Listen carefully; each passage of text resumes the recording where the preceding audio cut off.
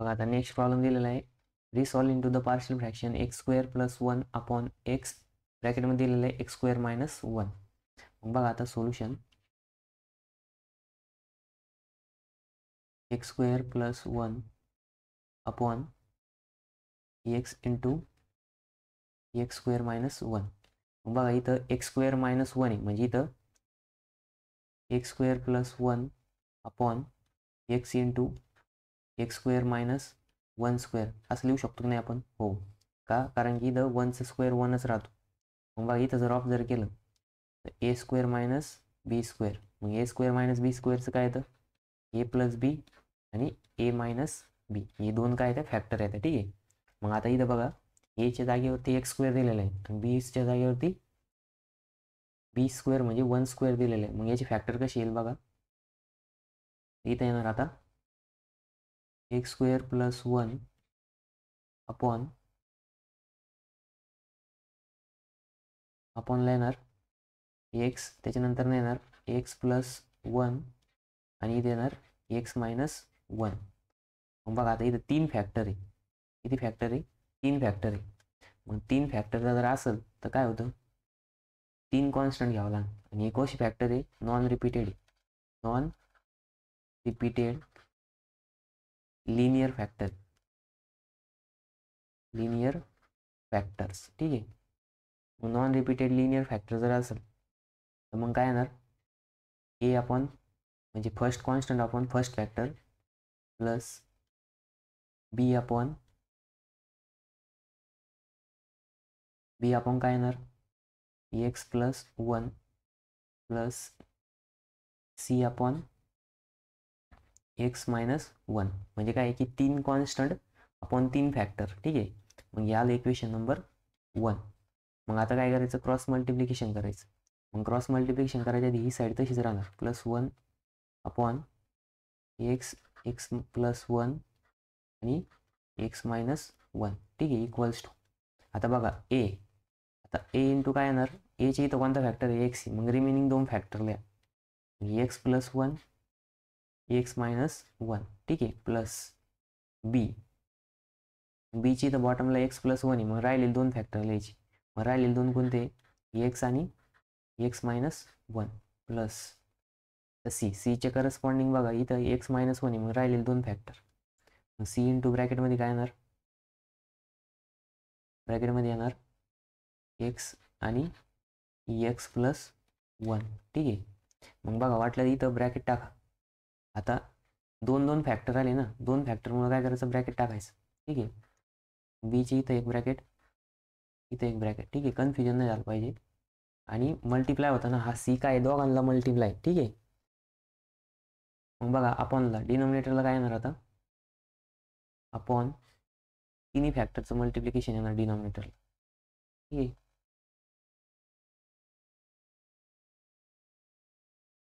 तिन्ही फॅक्टरचं मल्टिप्लिकेशन करा.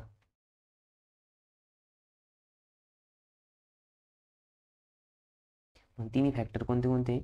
X x plus 1 आणि एक्स मायनस 1.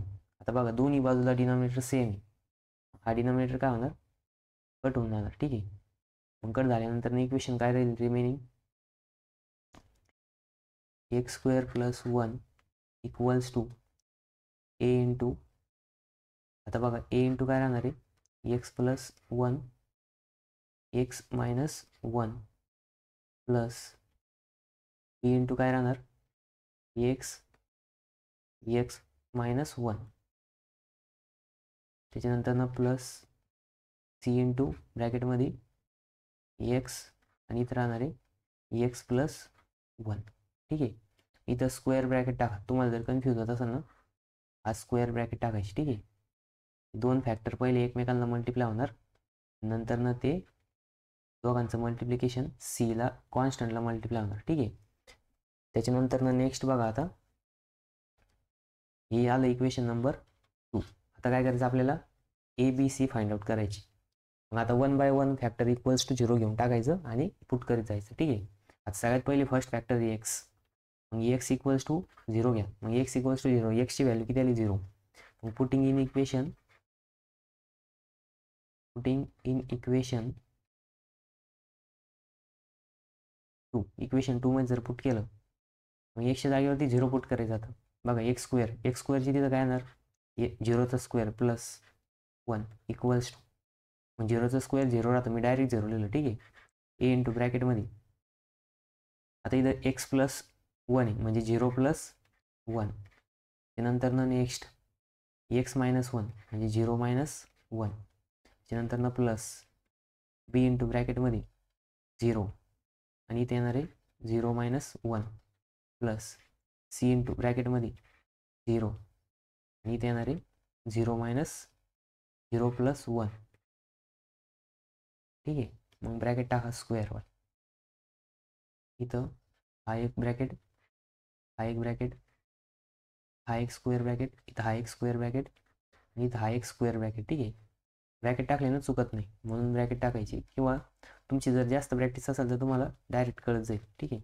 फक्त हा ए दोघांना मल्टिप्लाय राहतो एवढं लक्ष ठेवा. नाही तर काही जण काय करतात इथे यांचं मल्टिप्लिकेशन करतात नाही तर मग ए ना पहिले याला मल्टिप्लाय करून घेते आणि हा ए मायनस 1 लिहिते म्हणून ते आपल्याला इथं ब्रॅकेट टाकायची ठीक आहे. मग बघा आता ए 0 प्लस 1 म्हणजे इथे येणार आहे ए इंटू ब्रॅकेटमध्ये हा प्लस 1 हा मायनस 1 ठीक आहे प्लस बी इंटू ब्रॅकेटमध्ये 0 आणि इथे येणार मायनस 1 प्लस सी इंटू ब्रॅकेटमध्ये काय येणार 0 आणि इथे येणार आहे 1. मग बघा इथं दोन ठिकाणी 0ची टर्म आहे ठीक आहे. मग हे 0 आहे आणि हा 0 आहे म्हणजे ह्या टर्म दोन्ही पण 0 होणार. त्याच्यानंतर नेक्स्ट 1 इक्वल्स टू काय राहिलं 1 इक्वल्स टू आता मायनस 1 इंटू 1 मायनस 1 इंटू ए मायनस सी म्हणजे ए इक्वल्स टू काय आलं -1 ए इक्वल्स टू -1 ठीक आहे. एची व्हॅल्यू काय आली -1 आली. मग आता आपल्याला फाइंड आउट करायचं बी फाइंड आउट करायला काय करावं लागेल इक्वेशन नंबर 2 आता पुढच्या पेजवरती आपण कॉपी करून घेऊ ठीक आहे.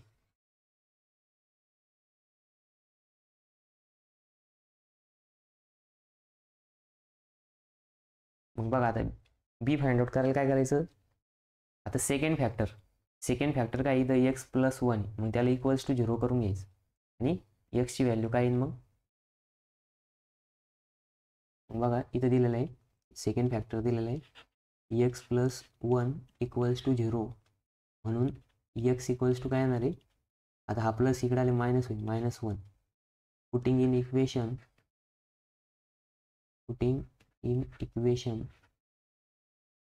2 इक्वेशन 2 मध्ये पुट करा. आता इक्वेशन 2 काय आपलं बघा इक्वेशन 2 हे याच्यामध्ये काय करायचं एक्सच्या जागेवरती -1 पुट करायचं.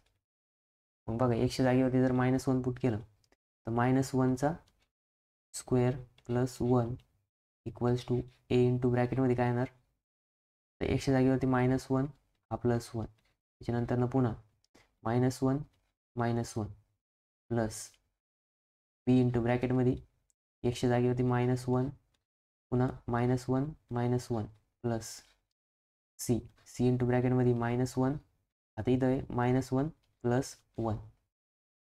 मग बघा तुम्ही जर चांगलं ऑब्झर्व केलं तर इथं 0 येणार आणि इथं 0 येणार म्हणजे ह्या दोन टर्म काय होणार 0 होणार. मग बघा -1चा स्क्वेअर येणार आहे +1 आणि हा +1 ऑलरेडी. मग आता ए इंटू ब्रॅकेटमध्ये बघा ही टर्म जर 0 झाली तर धिस 0 इंटू धिस आणि ए इंटू 0 म्हणजे ए 0च येणार प्लस बी इंटू ब्रॅकेटमध्ये बघा -1 हा -1 तसाच हा -1 -2 प्लस सी इंटू ब्रॅकेटमध्ये -1 आणि ही टर्म काय होणार 0 होणार ठीक आहे. मग बघा इथं 1 + 1 2 आता ए इंटू 0 0 त्याच्यानंतर सी इंटू 0 0 आणि हे टर्म म्हणजे c into -1 0 0 into -1 0 0 into c 0च होणार ठीक आहे. म्हणजे बी इक्वल्स टू काय येणार बघा -1 इंटू -1 सॉरी -1 इंटू -2 मग +2 येणार आणि 2 इंटू बी. मग बघा बी इक्वल्स टू 2/2 म्हणजे बी इक्वल्स टू किती आलं 1 आलं. मग बघा आपण सेकंड फॅक्टर घेतला होता आता थर्ड फॅक्टर घ्यायचं. थर्ड फॅक्टर काय आपल्याकडं बघा थर्ड फॅक्टर जो आहे तो x मायनस 1 आहे, मग त्याला इक्वल्स टू 0 करा. मग x इक्वल्स टू काय येणार 1 येणार. मग लिहायचं पुटिंग इन इक्वेशन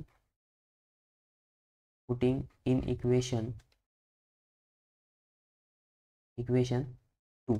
मग इक्वेशन 2 काय आपलं बघा इक्वेशन नंबर 2 इथं दिलेलं आहे. ठीक आहे,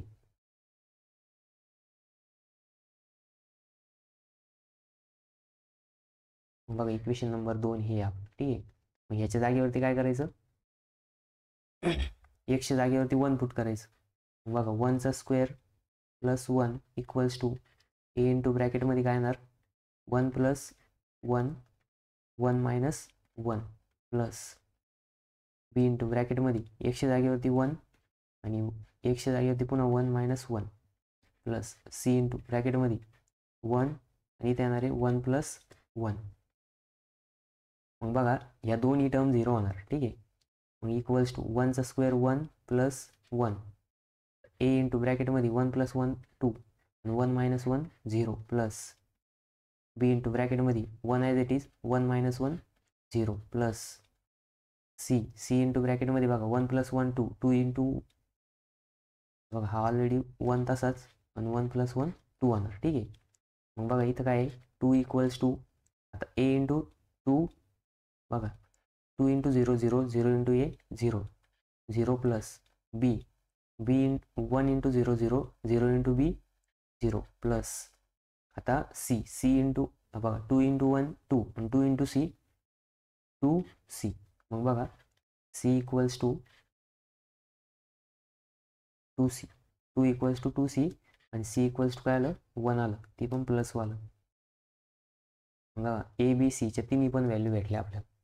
तर ए बी सीचे व्हॅल्यू भेटल्यावर काय करायचं जे इक्वेशन नंबर 1 होतं त्याच्यामध्ये पुट करायचे. मग इक्वेशन नंबर 1 मी इथून कॉपी करून घेतो. ठीक आहे, पुढच्या पेजवरती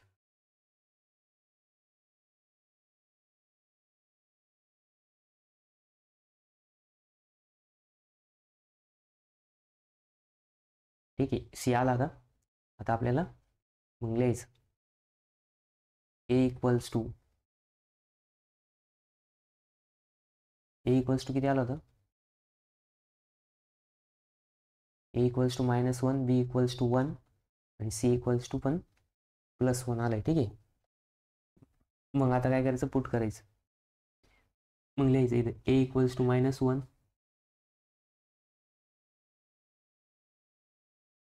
बी इक्वल्स टू 1 आणि c equals to 1 putting in equation 1 equation 1 मध्ये पुट करा. मग इक्वेशन 1 काय आपलं हे आपलं इक्वेशन 1 आहे बघा. याच्यामध्ये ए बी सीच्या जागेवरती त्यांची व्हॅल्यू पुट करायची. ठीक आहे, मग बघा आता इथं